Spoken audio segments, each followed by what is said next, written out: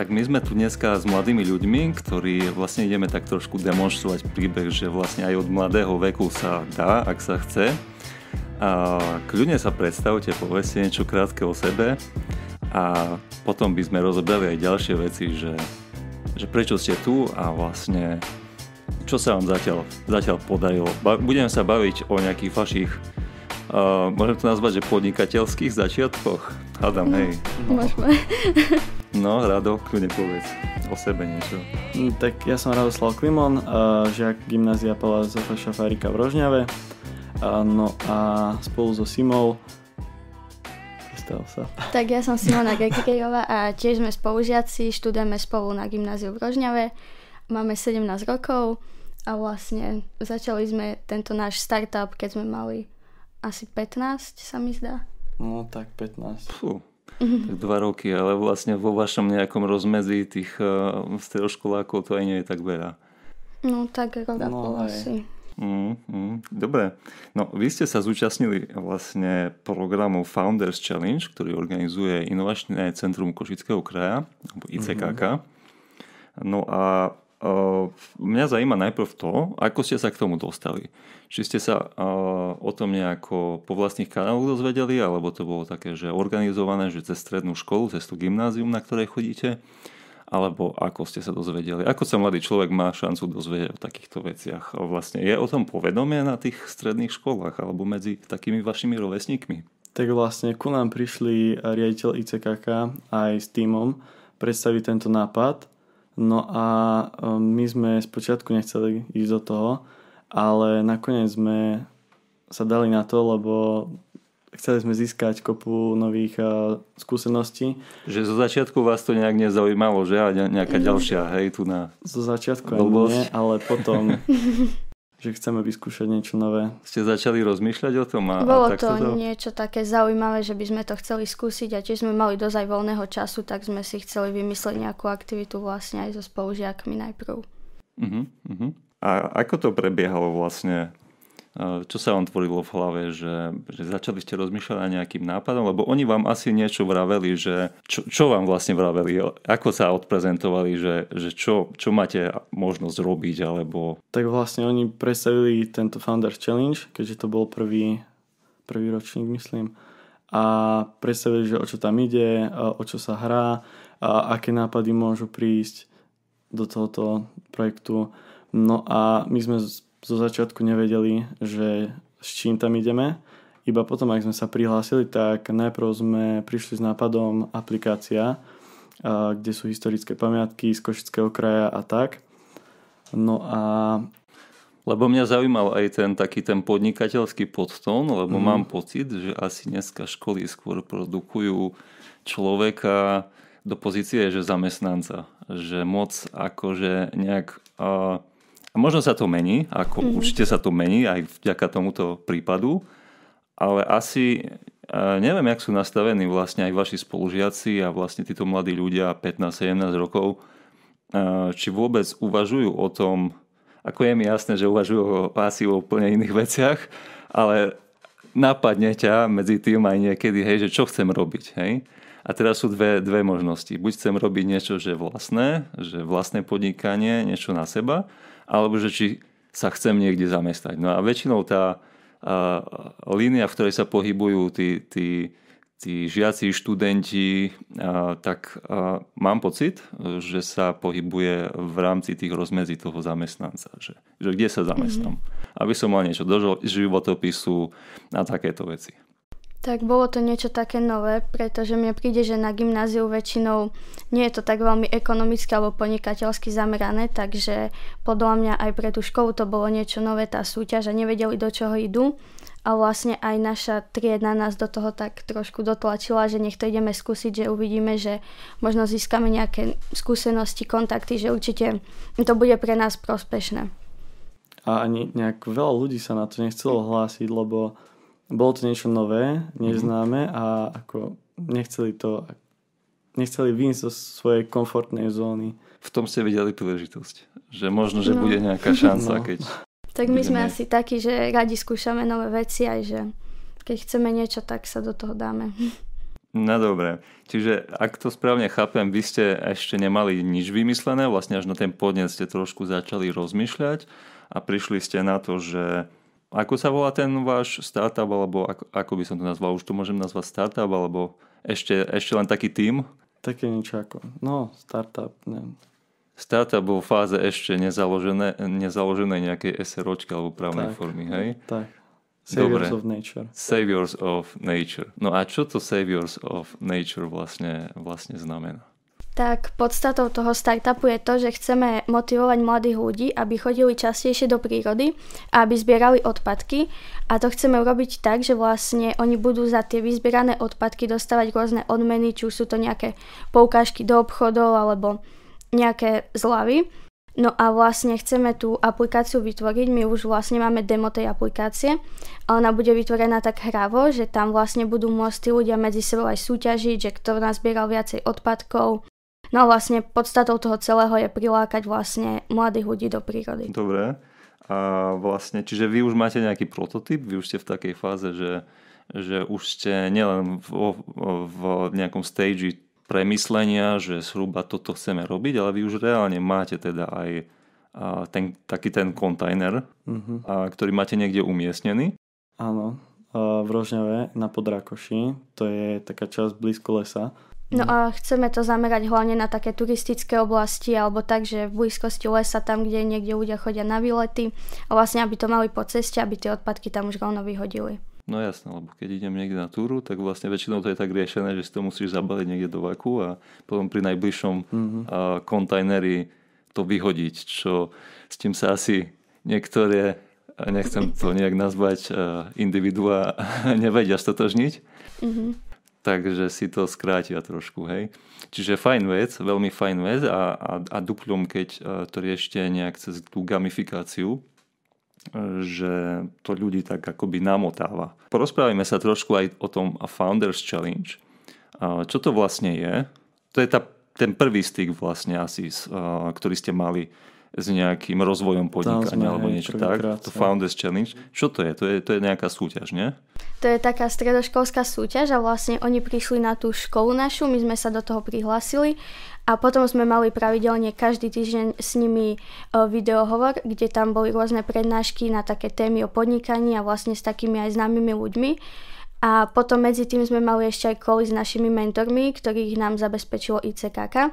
A vlastne oni nás navigovali, oni nám pomáhali, ako to máme zrealizovať ten startup. A vlastne potom po pár mesiacoch bola tá finálna súťaž, kde najprv bolo semifinále, tam z tých 20 tímov vybrali asi najlepších 6. No a potom bolo veľké finále a tam vlastne sa súťažilo o odmeny. No toto je primárne pre školy súťaž, čiže pre také mladšie ročníky. Proste podporí tých mladých ľudí v tom rozmýšľaní. Presne to vlastne, čo asi aj mňa napadlo teda v úvode, keď sme sa začali rozprávať, nie? Že aby ste trošku začali rozmýšľať, že je tu aj nejaká alternatíva voči tomu zamestnaneckému pomeru. A ako si vlastne mám tu Founders Challenge predstaviť, že niečo podobné, ako chodilo v telke? Tá Jama Levová, že proste ste tam boli vystavení nejakej kritike a vlastne to vás nejakým spôsobom formovalo, že ste dostávali spätnú väzbu. Prípadne aj keď ste dostali takú spätnú väzbu, tak povedzte, že čo vlastne ste sa napríklad poučili z toho, lebo asi je to nutné, vlastne keď takto človek príde a nemusí to byť vôbec o tom, že ste mladí, kľudne aj starší a skúsenejší ľudia, ak v niečom začnú, tak vždycky potrebujú buď nejaký mentoring alebo nejakú kritickú spätnú väzbu, aby sa vedel ten človek zlepšovať, aby vedel pilovať napríklad tú svoju ako podnikateľskú ideu, aby mala zmysel. Lebo veľakrát sa stáva, že to, čo ja si vymyslím v hlave a myslím si o tom, že je to skvelé, najlepšie na svete, unikátne, lebo také tu počúvam dosť často, tak nakoniec pri opýtaní sa nejakých ďalších ľudí alebo názorov nejakých ďalších odborníkov alebo ľudí, ktorí sú v tom doma, tak im sa to až také unikátne potom už nezdá. Čiže treba to potom nejakým spôsobom asi smerovať a na tom nie je nič zlé, keď vám niekto povie, že tak toto je blbosť, ale mohli by ste to urobiť tak a tak by to malo zmysel. Čiže Nejaké také efekty ste tam zažili vlastne v podobe takéto nejakej konštruktívnej spätnej väzby, čo potom možno, že úplne presmerovalo niekde inde? To je asi zmysel tej. A potom sa budeme baviť. Ja všetko teraz akože do tej otázky dávam, ale kľudne si to rozdrobme na menšie časti. Tak tie faily, alebo niečo také, no, čo nás posunú dopredu, no. Tak na začiatku Founders Challenge sme mali úplne iný startup alebo projekt vymyslený. Iný koncept, ste mali. Aplikáciu s tými historickými pamiatkami. No len po rôznych prieskumoch sme zistili, že by sa to neuchytilo na trhu. Tak som prišiel s týmto nápadom a spolu s našimi mentormi, ktorí sú tam práve na to, aby nám pomohli pri zdokonalovaní vášho startupu alebo projektu, tak oni nám práve pomohli s tým, aby sme to dotiahli až do tohoto bodu. No a tam máme tie semifinále, no proste prezentácie pred mentormi. Aj. Že najprv ste mali prezentácie? Bolo tam aj grilovanie. Čiže to je nejaká že úplne prvá vec, že vlastne oni si to nejak zhodnotili asi. Ak to nebola že úplná blbosť, tak asi ste pristúpili potom k prezentácii a potom sa robil nejaký bližší akože výber asi, teda užší výber. Tak vlastne semifinále je na výber takých najlepších startupov. No a pritom je ešte to grilovanie, čiže tam si odskúšame, že ako to prebieha. Tam boli, myslím, nejakí investori, aj nejakí takí, že skúsení ľudia, čo už niečo rozbehli a vedia vám odovzdať nejaké skúsenosti, na ktorých sa oni sami popálili. No a tam nám dali spätnú väzbu, že čo vylepšiť na prezentáciách, čo sa im páči na našom projekte, čo nie. No a tak sme sa mohli zdokonaliť a odprezentovať náš nápad na semifinále. No a potom vlastne, keď postúpime, tak ideme do finále. No a vlastne my sme si na začiatku mysleli, že to bude veľmi jednoduché vymyslieť niečo také ako startup. Len potom vlastne my sme začali skúmať tie problémy okolo nás, lebo to bola aj taká hlavná zložka, že čo sa máme naučiť najprv, keď chceme niečo vymyslieť, že skúmať problémy. No a my sme vlastne aj obvolávali rôznych ľudí, aj sme si robili rôzne prieskumy, že čo ľudia chcú, aj dotazníky. No a vlastne my sme začali s tou aplikáciou, s tými pamiatkami, len potom sme zistili, že ten problém nie je až taký veľký a že takých aplikácií je už strašne veľa, že to by sme sa s tým neuchytili, tak vlastne sme prišli s tým novým nápadom a to už akože aj tí mentori nás nasmerovali. A to je aký nový nápad? Že integrovať to niekde do niečoho? To je Saviors of Nature. Aha, jasné. Predtým bola tá aplikácia. Aha, dobre. A ešte tam zaznela jedna vec, že vy ste si urobili vlastne na začiatku nejaké prieskumy. Asi o uchytiteľnosti. A to ako prebiehalo? Ako ste to robili? Tak vlastne my sme zháňali rôzne dáta, lebo potrebovali sme návštevnosť pamiatok, no a to nevedel nám nikto povedať. Čiže to bolo prvé. Potom konkurenciu, tam je toho množstvo. No a tak sme si z toho vyvodili, že to by bolo veľmi ťažké sa presadiť na trhu. Jasne, to ste dostali nejaký briefing, že toto tak urobte, že toto si previete, to je práve od tej nejakej spätnej väzby od tých ľudí? No tí mentori nám väčšinou akože nás tak viedli, že čo máme robiť. A ešte sme aj dotazníky posielali na školu. Aj sa mi zdá, že aj starostom si posielali, že vlastne či by mali záujem o to. A bola nejaká aj spätná väzba z toho, že ste sa aj niečo dozvedeli teda od tých, špeciálne myslím od tých dotazníkov? No, bola. Bola? No to je fajn, že to akože, že nejakým spôsobom to žije, alebo že je tam záujem dať spätnú väzbu. Oni väčšinou majú asi záujem, a hlavne tie samosprávy, o takéto veci, len nejakým spôsobom to nechcú financovať, nie? Len niečo nové pre akoby svojich ľudí, obyvateľov a priniesť. Že sú za každú srandu.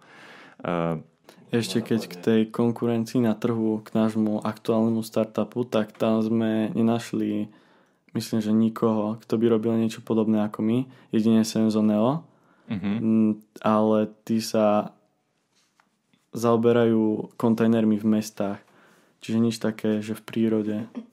Hej, a oni aj to tak aj masovejšie teraz robia, že vlastne na mesta presne a na takéto inteligentný zber a vlastne im tie senzory hlásia vlastne naplnenosť a vlastne asi... Tam znižujú počet CO2. Áno, ten základ je v tej optimalizácii toho zberu. Že tu veľa aj pohonných hmôt pre tie autá zberové šetrí aj presne tú uhlíkovú stopu a podobné veci. A ešte k záujmu o náš projekt, tak tam mestám sme tiež posielali dotazníky, tak ako na prvý. No a tam bol záujem, čiže tam sme od 10 obvolaných dostali spätnú väzbu od 7. A je to pozitívno. Tak to je celkom dobrá úspešnosť, 70%. A návratnosť dotazníkov, tak to v podstate je nevydané. Hej, dobre, super. No práve to som chcel podotknúť, že presne aj to vždycky, keď prídu nejaké týmy s nejakým podnikateľským nápadom, tak vlastne akoby úplne, nie že úplne, že zabudnú, ale tak zanedbajú vlastne presne ten prieskum, že či vôbec to má nejaký potenciál, lebo to je úplne prvá vec asi, ktorú by som spravil. A potom tá druhá vec, že či to má zákazníka. Hej, lebo ty v konečnom dôsledku, neviem, jak ste vy zameraní, možno povieš, že či komerčne, nekomerčne, alebo ako, ale keď chcem komerčne niečo robiť, tak mi za to musí niekto platiť. A identifikovať toho, kto mi za to bude platiť. Mne sa tu vypol počítač, ale už to ide. Dobre, tak som trošku spozornil. Tak my máme dosť ťažké určiť, že kto nám bude za to platiť, keďže my sa zameriavame skôr na tie miesta, kde sa nečistia lesy pomocou mesta, alebo kde mesto nezasahuje. Čiže tam... Ešte to nemáte vyriešené? Riešime to. Aj sme mali niekoľko variant. Hej, lebo tam asi... No tam je viacero variant asi, keď ma tak napadá na rýchlo. Lebo mali sme mesto, rôznych investorov, ale mesto pochybujem, že nám bude niečo platiť, lebo mesta sami o sebe nemajú dosť peňazí. No a investori, niektorí by aj do toho šli, len my by sme sa museli tomu viacej venovať. Len počas školy je to dosť ťažké. Hej, tak zatiaľ si to akože pripravujete a potom to treba bude tak dobre pripravené, že po škole to rozbehnete vo veľkom. Tak tam sú také aj príjmy niekade, aké môžu byť, že z reklamy, alebo čo ja viem z čoho, alebo mix toho všetkého. Musíte vedieť asi lepšie vy tým, že tým žijete. Dobre, a okrem toho Founders Challenge, to asi prebehlo, ste nejak boli úspešní a tak ďalej. A ako ste sa tam umiestnili mimochodom? Dostali sme sa do finále, ale neskončili sme v prvej trojke. Čiže, ale tak to nás posunulo ďalej. Prešli ste, hej, proste. Dobre, a potom nasledoval nejaký akcelerátor, nie? A teraz... čo v rámci toho akcelerátora vlastne? No to je ako keby súťaž pre startupy bez vekového obmedzenia, čiže tam sa môže hlásiť hocikto. No a tam bolo nejaké výberové konanie. Sme sa tam prihlásili, no zo 6 vybrali, nie? 6 tímov vybralo a tam akože hlavným tým cieľom toho akcelerátora pre nás bolo vytvoriť tú aplikáciu a to nám vlastne pomáhali aj tí mentori z Visimu a vlastne my už máme teraz vytvorenú tú aplikáciu demo a no vlastne tam sme tiež v tom akcelerátore dostali 700 eur a tie sme mohli použiť na rôzne prostriedky, čo nám akože pomôže nejak. Na rozvíjanie nášho startupu. No a skončilo to tak, že sme vyhrali Audience Award, čiže cenu publika. No a... To bolo nejaké zakončenie vlastne toho akceleračného programu, hej? Áno. Dobre, a vlastne vy ste boli vybraní, vlastne len 6 startupov, alebo teda tímov bolo vybraných do toho akcelerátora. Tak to správne chápem? A z akého veľkého púlu? Akože nemusíš presné číslo, ale že proste bolo 20-30. Aha, dobre. Tak nejak. Tak to je celkom dobré. To je celkom dobré. Asi sa im to zdalo, že to má zmysel. Ale to bol vlastne taký rozdiel medzi Founders Challenge a akcelerátorom, že ten akcelerátor tam vlastne sme boli najmladší, tam už boli dospelí ľudia a to Founders Challenge to bolo skôr pre stredné školy. Takže... No a tento akcelerátor to bolo aj kratšie ako Founders Challenge, lebo Founders bol okolo toho pol roka, toto bolo nejaké 3 mesiace, čiže... Jasné. No a teraz čo robíte vlastne? Ste tam nejak, alebo nie ste tam? Ono to už ten akceleračný program skončil však, že? A čo teraz? Ste nejakom vo váku, alebo pracujete s nimi na tom rozvoji, alebo čo sa deje? Tak momentálne hľadáme niekoho, kto by si zobral tento startup, kto by ho vedel rozvíjať viacej, kto by sa tomu vedel venovať naplno, keďže my ešte študujeme a nevieme sa tomu venovať. Aj z časového hľadiska je tak. Že akože nejakého člena tímu, hej, si hľadáte, alebo niečo také? My máme ešte jedného člena tímu a vlastne on nám vytváral aj tú aplikáciu, on je taký technický ten člen a my sme predtým mali ešte aj iných členov, lenže potom vlastne sme akože ich stade odstránili, lebo sme zistili, že... To mi znie ako niečo... No sme sa dohodli, že vlastne už nepôjdu s nami ďalej, Jasné. lebo... tak asi dôležité sa obklopovať takými ľuďmi, ktorí nás niekde posúvajú a ktorí sú takí tvoriví. Takže vlastne máme toho nového člena a on nám pomáha s tou technickou stránkou.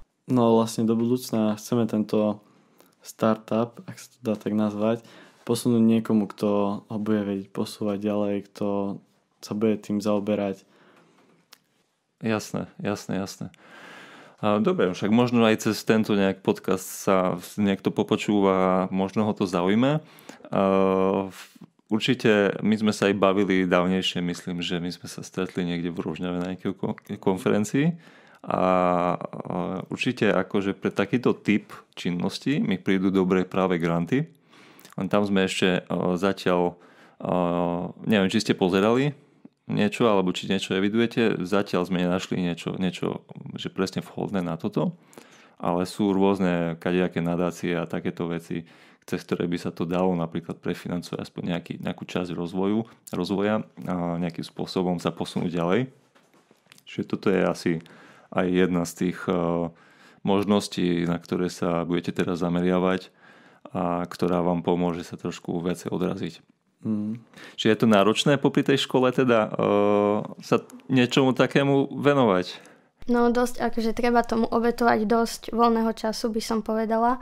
A vlastne aj keď bol ten Founders Challenge, tak tie prednášky sme mali dosť často, aj v tom akcelerátore sme mali prednášky, takže je to také, že na úkor voľného času. No to asi v každom prípade, ale ja som raz sedel tu na dole na nejakom workshope alebo na niečom. Boli tam študenti, ale vysokoškolskí študenti a mali takú výtku, keď treba dať nejakú spätnú väzbu, no že nie je veľa toho času. Hej. A tam jeden kolega, ktorý už akože má za sebou toho viacej, trošku staršie, že neboj sa, že toho času už viacej nebude. Čiže tak sa na to aj pozerajte aj vy, radím vám. A držím vám palce teda s tým. Ja sa ešte chcem opýtať, že takto spätne aj možno nejaká message proste tým mladým ľuďom, ktorí možno ešte aj by ich nenapadlo o niečom takom uvažovať, o čom už vy uvažujete. Že či to nejak stojí za to, že či máte pocit, že je to pre vás hodnotné, vlastne celá tá nie že tortúra, ale celý ten proces vlastne akoby hrať sa s niečím v hlave, potom to nejakým spôsobom posúvať ďalej, už aj s reálnymi ľuďmi, ktorí sú z biznisu a mať nejakú víziu, že niečo dosiahnem o niekoľko rokov. Že či vás to nejakým spôsobom aj po mentálnej stránke, či je to pre vás hodnota, či to stojí za to, alebo či nejakým spôsobom ste tak naladení, že neviem, či s tým neseknem, že za chvíľu, lebo ani moc sa mi s tým nechce trápiť. No, je to veľmi prínosné. Aj z tej stránky, že získate množstvo nových kontaktov, skúseností, spoznáte veľa nových zaujímavých ľudí aj z podnikateľského sveta. Kľudne, môžeš ako chceš, tu nie je žiadna cenzúra. No a my sme si vlastne na začiatku vôbec nemysleli, že kam až sa dostaneme, že reálne vytvoríme niečo a tiež sme si mysleli, že to bude úplne ľahké vytvoriť niečo nové alebo nejaký startup, ale potom sme zistili, že to treba na to veľa času, úsilia aj nejakých, možno stále nejakých nápadov nových a posúvať to niekde, takže nie je to také ľahké. Isté tak trošku aj pripravuje do toho života asi, ne? Ešte tá message možno, že mladým ľuďom. No a tá message, jasné. Tak podľa mňa ja by som im odkázala, že nech sa neboja, nech skúšajú nové veci, nech sa prihlásia do takýchto podobných súťaží, lebo podľa mňa určite neoľutujú. Určite je to ako, že nemáš čo stratiť, nie? Asi v tom zmysle. Hej. Dobre, tak ja vám veľmi pekne ďakujem, že ste takýmto spôsobom odovzdali nejakú svoju skúsenosť a ja vám len držím palce, budem rád, ak sa z vás stanú dajme tomu podnikatelia a nie zamestnanci, lebo asi čím viacej podnikateľov v ekonomike, tým lepšie pre našu krajinu. A kľudne, ak napríklad na tomto by ste mali pohorieť, tak proste nech vyrastiete na niečom inom. Tak vám držím teda palce a nezanevríte vlastne na tieto veci, určite sa rozvíjajte ďalej. Všetko dobré. Ďakujem.